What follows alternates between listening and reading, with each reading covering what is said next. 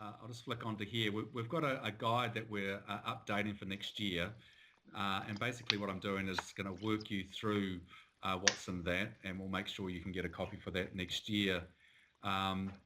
Essentially, the first thing I really want to start you with is the why around this. Why is Asia important to students, and why should you be considering equipping them for the future?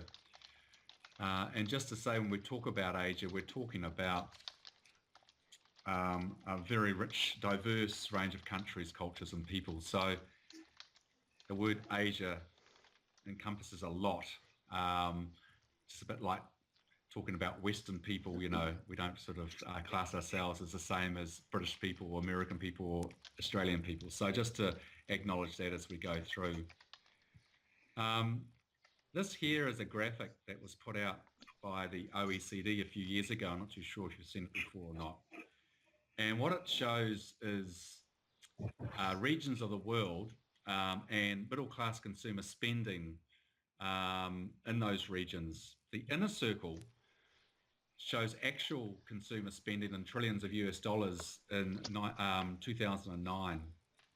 And the outer circle shows what's projected to be middle-class consumer spending in those regions of the world by 2030. And 2030 is around about the time your 5-year-olds who are in your schools at the moment will be hitting the workforce. So in that time, things are happening. And you can see North America and Europe, there's not too much growth. There's a bit of movement there. But in our part of the world, Asia Pacific in particular, there's this huge, rapid rise of the middle class in the Asia Pacific area. So much so by 2030, 60% of the world's middle class will be in the Asia Pacific area. That'll be 60%, so about 3 billion middle class Asia consumers. And the biggest economy in the world by that stage will be China, followed probably still by the States, but third will probably be India, is the third biggest economy in the world, and fourth will be Japan, which is currently third. Indonesia, who's our closest Asian neighbour, 250 million people, the fourth most populous country in the world.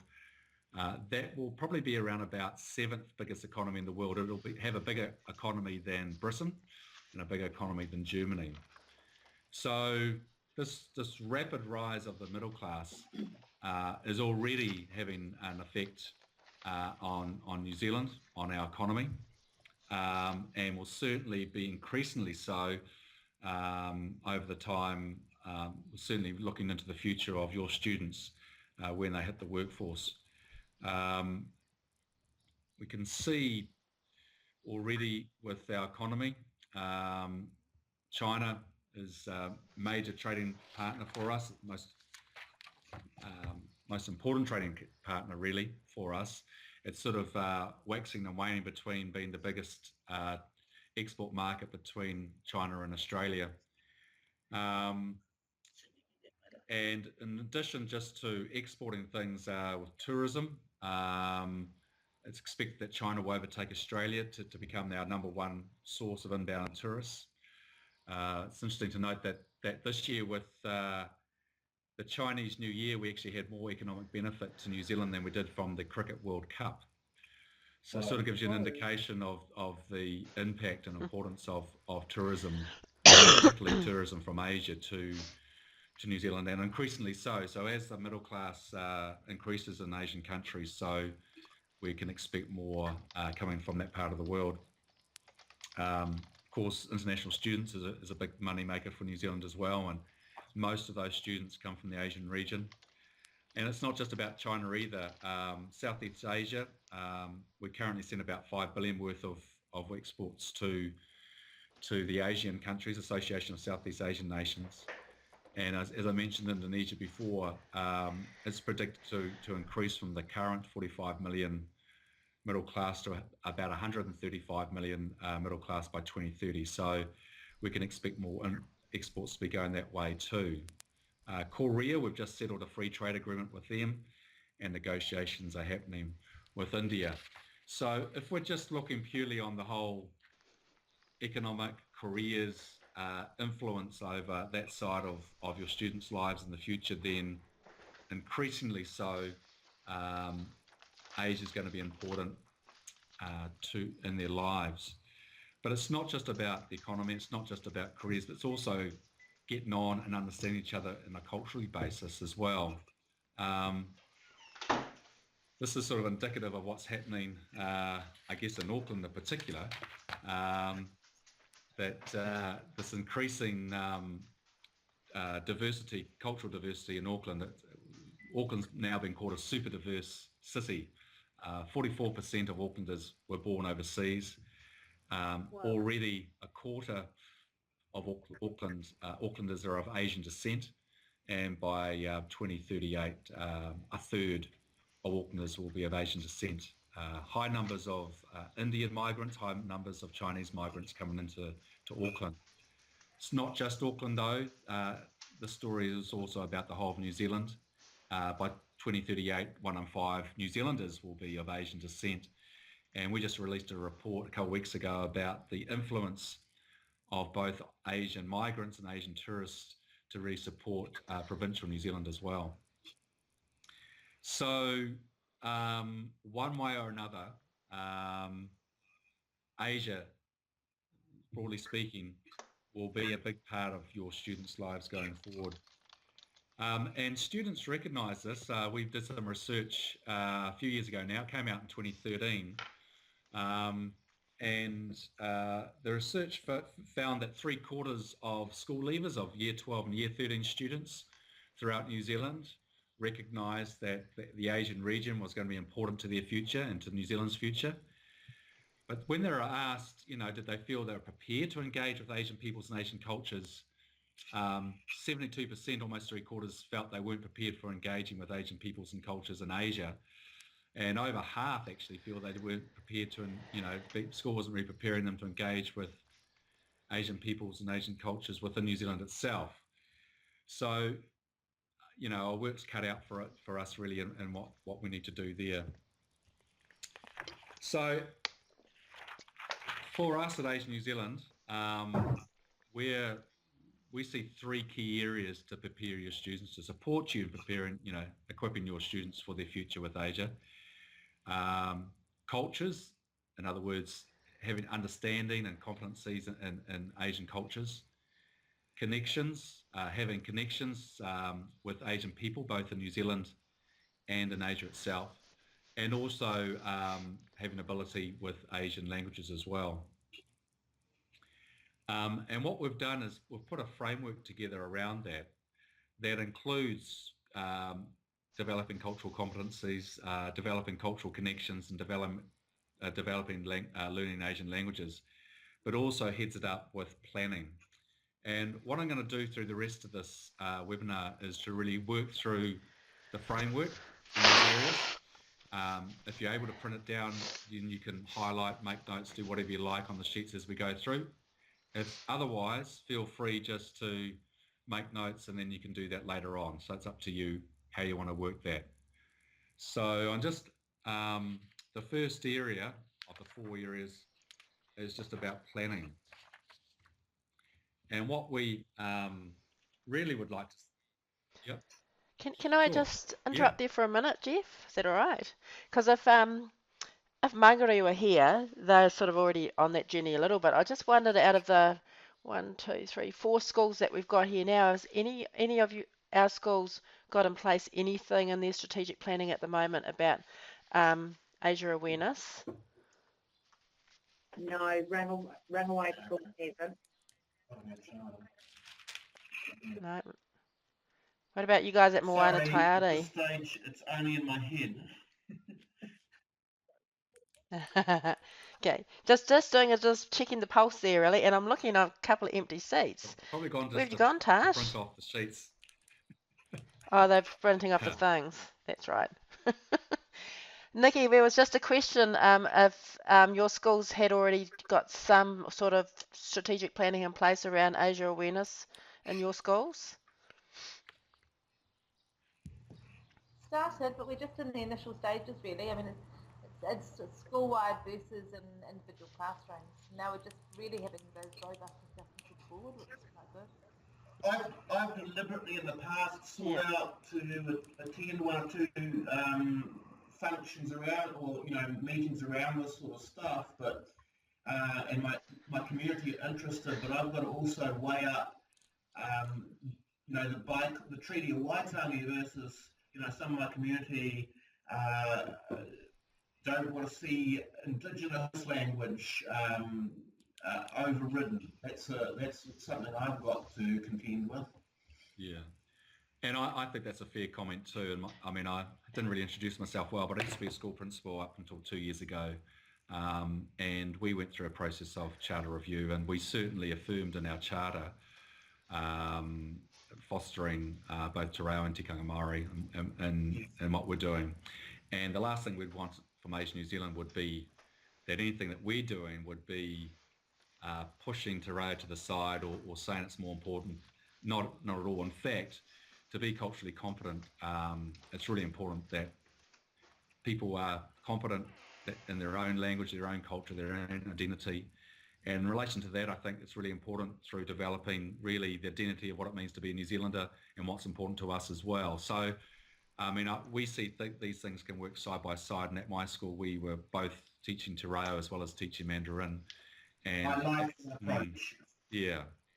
So, by all means, throw questions in as we go through, because otherwise I can gloss over things unintentionally.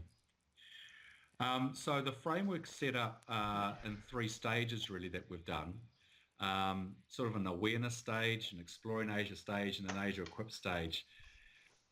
Life's not linear, and neither is this, and it may well be that you may have areas that you have developed in one area and not in another. You may well be in some respects have spoken to your board of trustees about this, but not actually spoken to your staff, or vice versa. So what I'd like you to do is, when we go through this, if you have got the sheets, just highlight the things on it that you think that actually you're doing already, or you're along that road a bit, and then make notes for yourself perhaps of what you think your next steps may be going forward. And they'll be individual to your particular situation.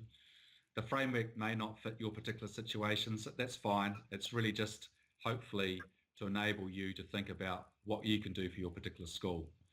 So I'm going to just flick through here, but what may come out of our discussions from this or moving on is that you might use the school action plan from the notes that you make as we go through to have something that you can go working forward that can just give you an outline of how you over time can incorporate elements of this within your school. We would not encourage you to rush things through, and we certainly as an ex-principal realise that timing is really important, and some things maybe not just the best time for your particular school at that time. So the first area really that we're looking at is thinking about that, how you could create a strategy around that, and obviously we're underway with that at the moment. The second thing would be to look at sharing with the school community the why and the importance about, why is it important to be looking at equipping our students to thrive in Asia in the future. And we have a few things here that can support your approach with that. We've got a presentation that you'll be able to link to from this PowerPoint. And that takes, you can check it out beforehand, it's got notes that goes with it, and it will allow you to work with your Board of Trustees, have a presentation that you can adapt for yourself, that just to get their heads around why this is important for them.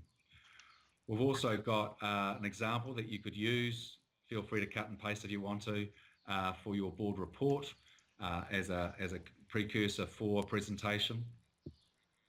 We also have an example that you can use with your newsletter and to help your parents understand that. And with that is this video, which I'm just going to go through now.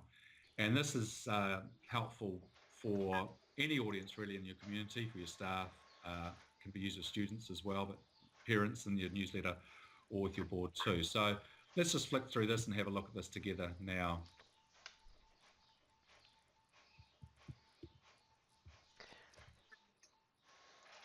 So is it linked off to the video itself, Yeah, so Jeff? Yeah. So what people will actually have to click on that so themselves you can't and see this, actually what I will see? watch it. Okay, all right. No. So if everyone, Yeah, is it's it a not too minute long. long? It's Cool. about that, hey? Yeah. So if you can all click onto the presentation, it will take you to view this short video. Okay. I'm going to go do that now. It's 2 And minutes, then we'll call you 19 back into the seconds. classroom. Yeah. Okay, and you probably have to go onto mute so we don't hear it 5 times over.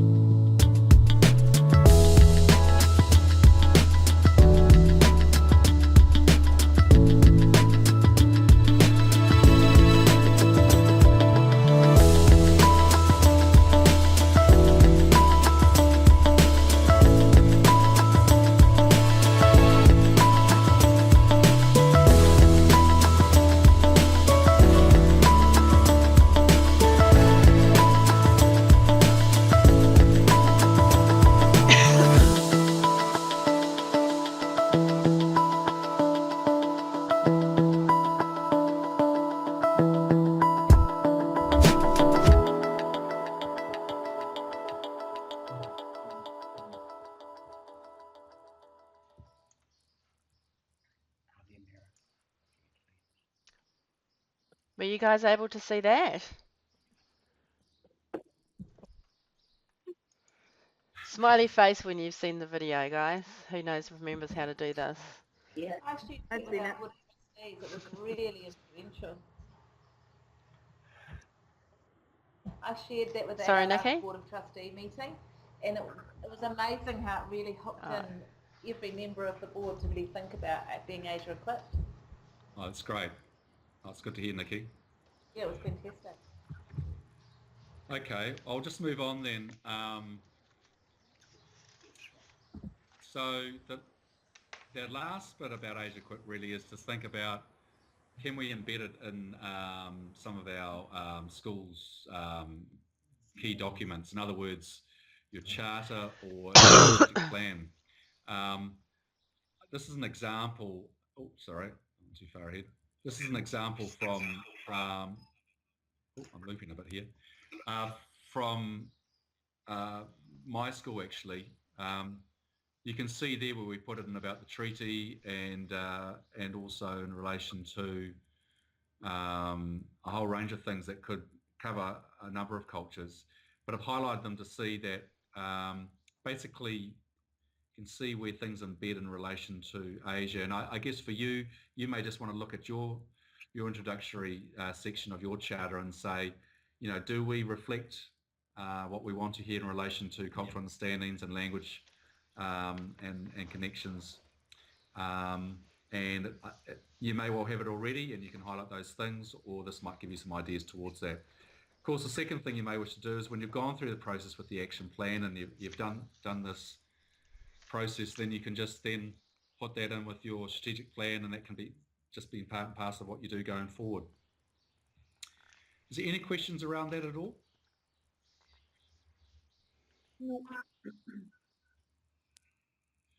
Okay. Is there that example that you just shared, is there a place that we can access that? So print it off to just have it sitting alongside as a prompt and a reminder? Yeah, absolutely. So on the, probably, we've put them onto a site called Scoop It at the moment. We're going to actually improve things for next year, and I've made a note to myself to send the updates to Rachel early next year so she can send them out to you. Yeah, But if Is I think this if you click on linked? the Yeah. Is the it linked screen already is, on the on the document that document you've that I shared? shared, they'll be linked. So if you go on the document I shared and went on these documents here, you'll get to them. right, thank you. Okay. Right. Okay. So the first of the three big areas is cultural competencies. The first area really is ensuring that your staff understand all this, because for a lot of them they'll be saying, why is this important? And we've put together a PowerPoint with notes that you can use within with your staff. And listen, if I'm ever going through your area, I'd be quite happy to support you in that too. In that, as well as the statistics around why, we also have sheets that you can print off and go through and highlight things related to equipping your students for the Asian century or with Asia, and how that links to New Zealand curriculum. If you look at the vision, for instance, and ask them to say, well, from what you know and what you've seen, how does that fit in with the vision of the New Zealand curriculum? Really, most of it does actually fit in, especially if you think, we want our students to be confident, connected, actively involved, lifelong learners. Will they be confident, connected, actively involved, lifelong learners in the Asian century? Are they going to be confident, engaged with Asian peoples, Asian cultures? Are they going to be connected with people? Are they going to be actively involved, and are they going to be a lifelong learner as they go through? So that's quite an interesting process for staff to go through. Jeff, again, yep, sure. Nice question, Jeff. You're available to talk to staff at staff. Yeah, I actually do a lot of presentations, and I present at staff meetings, I present at principal cluster meetings, I've presented to Board of Trustees and also community groups.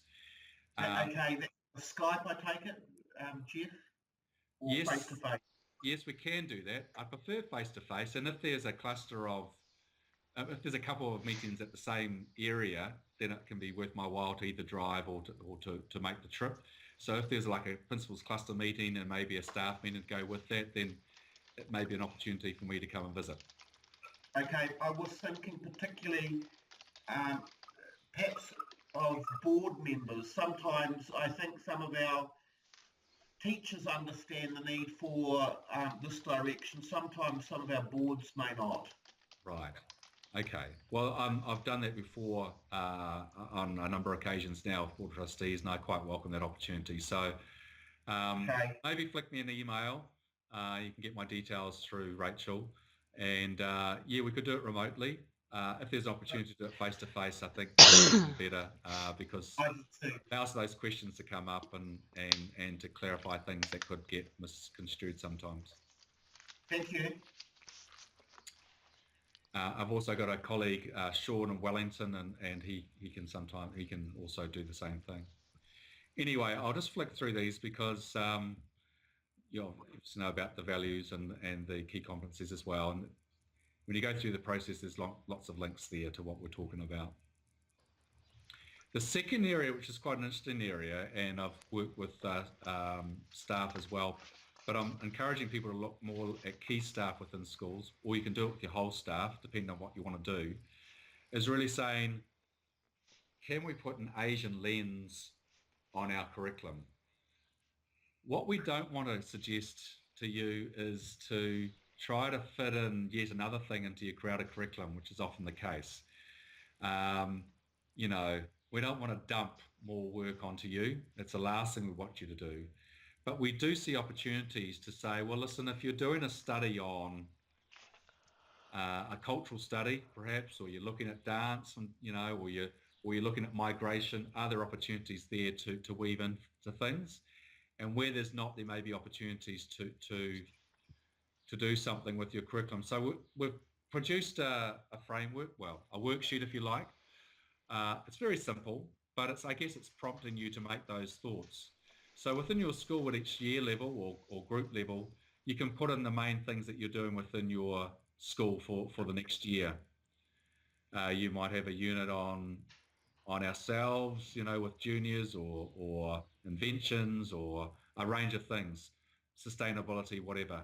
And you'll put your things that you're doing throughout the year there, depending on, and in different parts of the school, you obviously need more than one sheet. Then you'll look at what festivals. So with the Chinese Lantern Festival at the start of the year, something might fit in existing units, or you might just want to have a standalone event that will fit into your school. Diwali tends to be around here, and there's other Asian festivals that you could perhaps link into in your school. As well as you may wish to, you know, in relation to Matariki and other festivals that fit into your school year. Then you may want to do the Asian lens things. If you've got a migration unit, then for instance, you know, Korean migration to New Zealand would be an interesting thing to fit into there with maybe your senior school. Knowing ourselves and knowing other people, all those sort of things that you have, there are opportunities to say, are we doing anything in relation to Asia, or are we about just other cultures? There's an opportunity to weave into what we're doing already, an Asian lens on what we're doing. And again, as you've done that process, you may then step back and look at what you're doing and saying, well, yeah, actually with what we've got enough there, and that's fine. Or, and we're producing more resources that will be available next year. We'll be launching that end of January, early February, our teaching resources portal. And on that, you may look and see, listen, there's a unit there that maybe will either replace or fit into what we're doing within our school. So that's a process that we'd encourage you to do with your staff or with key staff within your school. Is there any questions about that? Does that make sense to you? Yep. Yes. I was just noting in the chat there that you have some resources that can be picked up through your website, and that people who travel with you, like Nikki, they have put together units as well too. So there's a range of curriculum material out there that can be picked up and adapted and yeah, you're right, and Rachel. used We've as actually well. been a bit hamstringed by our own internal situation, but we've finally figured out how we can have this special spot on our website specifically for teaching resources that will make things a lot easier for people to access, and that will be online certainly by start of school next year. So I'll send you, Rachel, the link for everyone. So when everything's been updated, you'll be able to send it out to everyone. Cool. And for the feeling primary resources that we use, particularly around the languages, we want those to be available to all schools as well. And a big part of the Alice project is getting those all tidied up and available for use. So they'll be going out in all directions as well too, hopefully. So the third stage, the Asia Equipped stage of cultural competencies really is to maybe develop your own units specifically around these areas. And that, I mean, most of you will adapt things. So the resources, the units that we'll have will be in Word, so that you can take them, adapt them, and change them as good teachers do for their own particular context and for what they do and what they need to use. Okay, so we'll move on. Oh, yeah, that's just our website. Third area, I guess, is cultural connections. And you'll do this already, and from the sounds of things, you know, with your community, you'll be consulting with them already. You may, and I'm not too sure of your situations, have Asian cultures represented in your local community. If you don't, but wish to connect with Asian peoples in New Zealand, what some schools have done, there's a school in Christchurch that was very bereft of Asian cultures within the community, so they connected with a school in East Auckland that was about 60% Asian, and they've organised student exchanges of school leaders between them and connecting online with each other to allow themselves to have involvement with students of other cultures for their students. So that's something that you can think about. But we encourage schools to connect locally, just like you do anyway, I'm sure, within your communities. The other areas is to look at, what we encourage is and we provide opportunities for key staff, yourselves or other key staff in your school to actually have an educational in-country experience in Asia. We've got 2 trips coming up that we'd encourage you to consider applying for teachers within your school. If you're a teaching principal, you're certainly encouraged to apply as well. One of them is, as you can see there, is to Indonesia. It'll be September, October next year. We had a great trip this year, and we've connected with Google Educator Group in West Jakarta. And if you are either passionate about Google apps or potentially passionate about Google apps, then have a consideration about that. It's fully funded, flights are paid for, and your time in Indonesia is paid for. We haven't done that before. I would encourage you to look at that seriously as something that you may consider, and you've heard me talk about the importance of Indonesia going forward. Oh, yeah. Thanks. So that's something. The other one is Singapore, and there's a chap called Craig Kemp, who you may know if you're on Twitter. He's a Kiwi over there at Stanford International School, and we're working with him. In both situations, there'll be a conference where you'll be able to sit down side by side with an Asian, a local educator, and plan online connections for your students and yourselves with the educator and their students. The Indonesian one also involves pretty cool cultural experience in a place called Yogyakarta, which is in the middle of middle of Java, and that's pretty cool. And we're also and putting in school visits and opportunity to really develop a close relationship with a local person over there, that they'll be your buddy, if you like, in those situations. So something to consider. They both close in March, mid-March, if you go and check on them, and they're on our website as well. 2 other trips. One has already been, it's closed unfortunately now, which is our Shanghai Business Forum for Teachers. But later on next year will come online, will be our Korean trip, which Nikki can talk about if she wants to, but it's a pretty cool experience too, eh? And in both, again, the costs are covered for that as well. Just to jump in, we've got Fiona here has been accepted onto the Shanghai one for next year. Well, just so everybody knows. Well done, Fiona. She's going to have a lot to share when she gets back. Very excited. Cool. Well, I'll be on that trip, Fiona, so we'll be good buddies by the end of it. Good luck. Okay. All right. The other thing that I'll do is send to Rachel. If you're not already, would really encourage you to sign up to our newsletter. Reason for that is that you'll find out about all upcoming trips, events that we're holding, new resources that come out, and it just keeps you up to date with everything.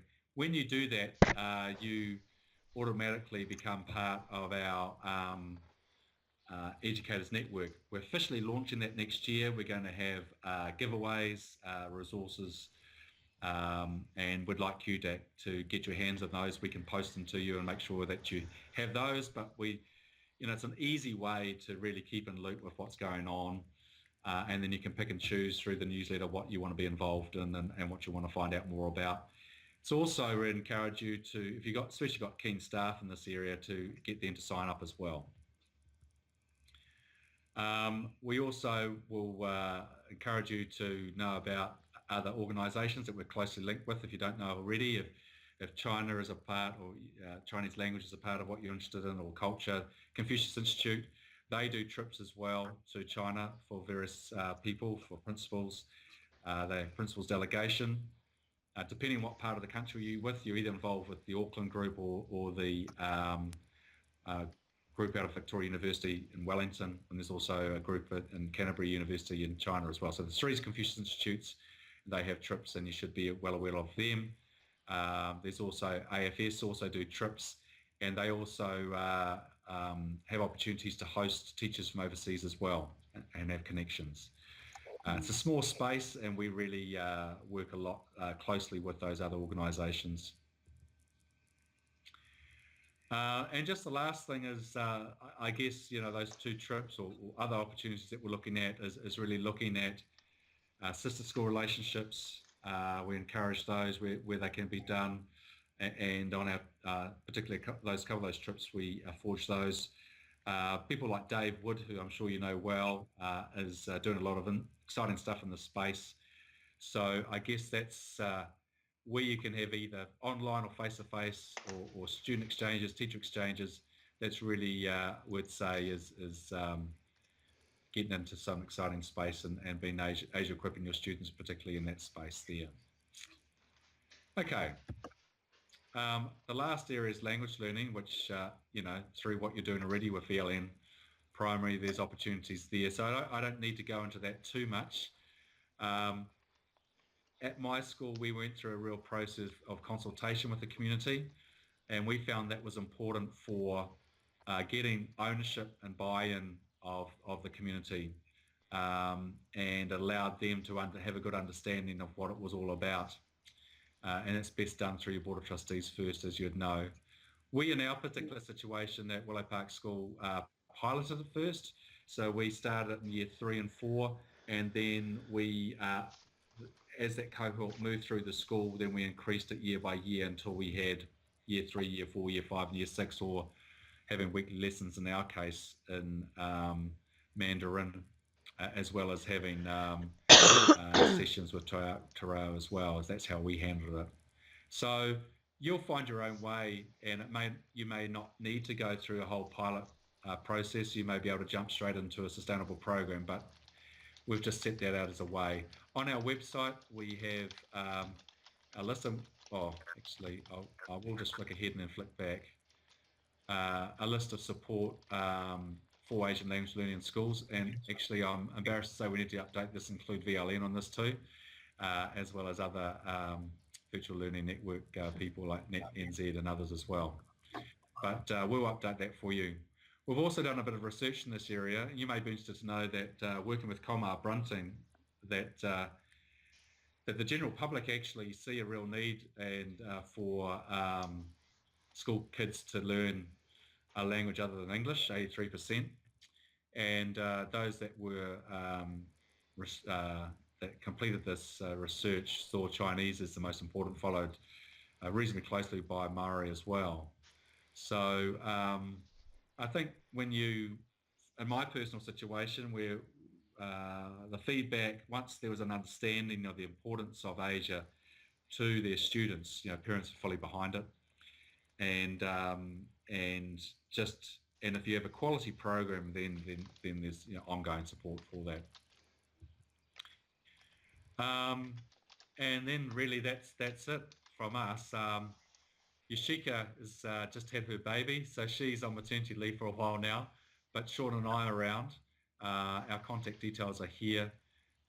We're happy just to have a conversation on the phone, a Skype chat. We're happy where we can, if we can support you in your school with what you're doing. We're very much around building things up from the ground up. And having those conversations about your particular situation. So feel free to get in contact. It's been a bit of a brief sort of run through here. But hopefully it's given you an indication of what you can do. It is achievable, we think. And as time goes on, we're hoping to be able to support you more and more by providing more resources and more opportunities to help you in your school.